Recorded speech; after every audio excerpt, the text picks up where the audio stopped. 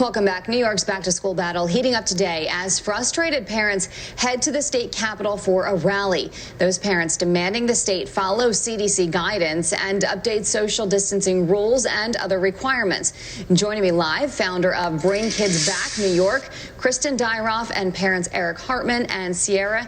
You're all parents. Good to see you. Thanks for joining us. Kristen, I'll start with you. Why did you decide to join this? What has been your biggest struggle so far? And do you feel like your message hasn't been heard? Absolutely. So I'm a frontline healthcare worker. I've been on the front lines of this pandemic since March. And I formed this group, or I was one of the founding members of Bring Kids Back New York, when I realized in September that my district wasn't going to be opening up at all and our kids were going to remain virtual. We had about a week's notice to scramble and find, what we were going to do for our children. And my husband and I both work outside the home. We're essential. And it was very difficult for us to do our jobs properly and also make sure our children were being educated properly.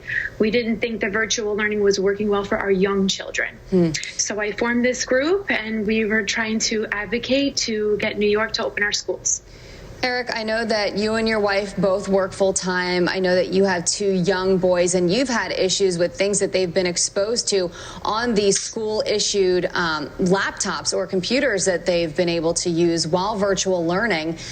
Can you talk about the issues you've had and why you think it's so important for schools to now get back into session and follow some of these updated guidelines, specifically the 3 feet versus 6? That's a huge difference because that means you can have more kids then in the classrooms.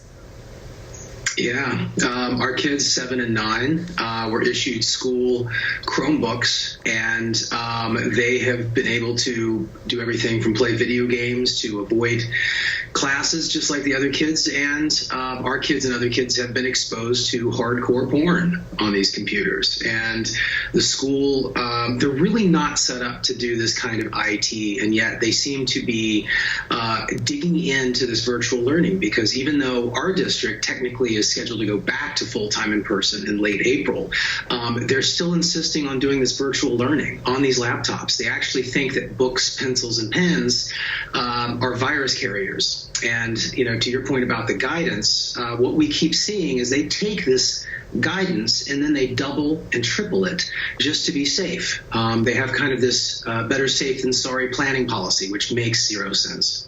Wow. Ciara, you're a mother of 2. I'm sure that you've probably had, similar circumstances to what they're describing. But I also know that you noticed differences in how your children have been behaving since they've been out of school for so long, right?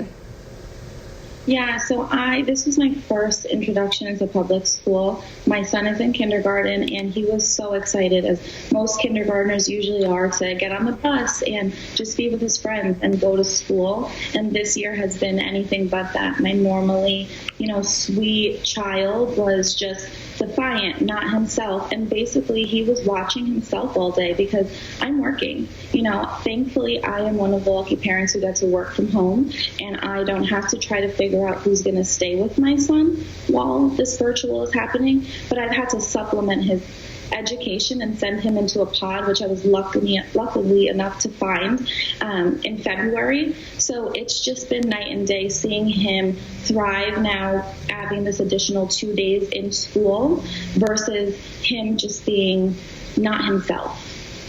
Wow, that's devastating.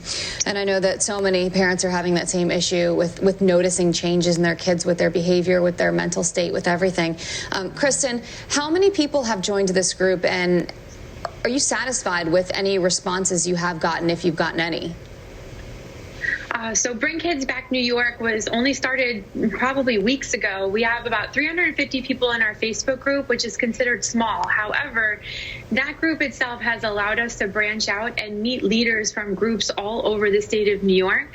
We do have Zoom calls every week, multiple times a week, talking about our plan and trying to get our groups to be cohesive and moving forward. Also sharing information, which is useful because it's surprising how little information there is out there, and you don't realize what your neighboring districts are doing. And it's shocking how different the districts are operating from one to the next. But reaching out to parents, we have a ton of support. I get messages every day from parents thanking us for our advocacy.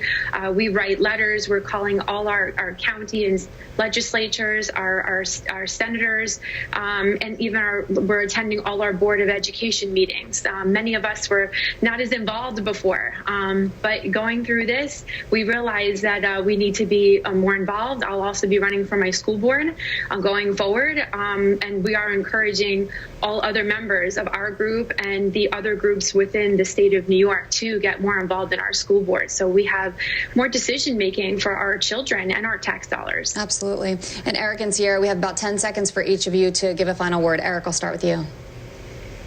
She's absolutely right. The heroes our kids need are right here. Parents need to step up and stop outsourcing this stuff to other people who are frankly not doing their jobs. Yeah, Ciara, you're the voice for your kids.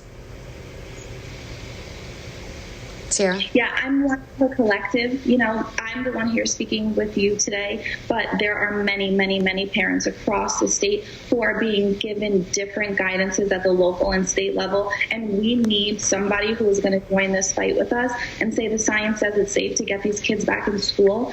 Private school in New York has been functioning since September. Other states have opened since September. We have to do what's right for these kids, and we're not looking to take it's either remote or full in-person learning. Yeah. Okay, Kristen, Erich, and Ciara, thank you for joining us and sharing your stories, and keep us updated on everything. We appreciate it. Carly? Thank you.